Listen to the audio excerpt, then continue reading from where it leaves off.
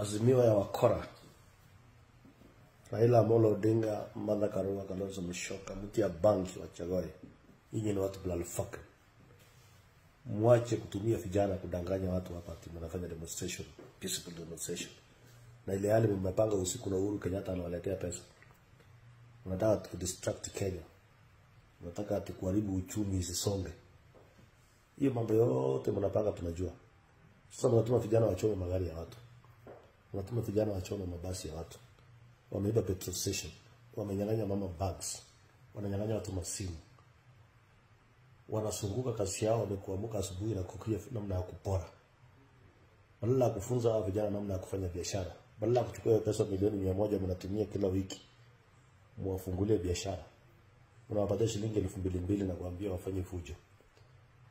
Wewe chama la Azimio, Uhuru Muigai Kenyatta, hata ukijificha tunajua wewe ndio behind everything. Mzee wa kitendawili. Unadaisha kila mwaka unaibiwa. Hata juzi uliibiwa basi kama uko na Uhuru Kenyatta. Sio ulikuwa unasemanga hamna systems sijui na nini. Sasa imefika mahali mmeamua mndao kufa na mali ya watu. Hiyo hatuwezi kukubali. Kama nyinyi ni wanaume enough, jitokeze wewe Raila Odinga, Martha Karua, Uhuru Kenyatta kujeni kwa barabara. Watoto wenyewe wako wapi? Wanatumia wale kwa sababu umaskini yao pia waende wapore mali ya watu ndio inaonekana wanafanya demonstration. Nyinyi ni watu kwa fucking tabia mbaya. Tukiambia Wakenya kila siku these are conmen. Our demonstrate, these are pure conmen na watu wa kudistract.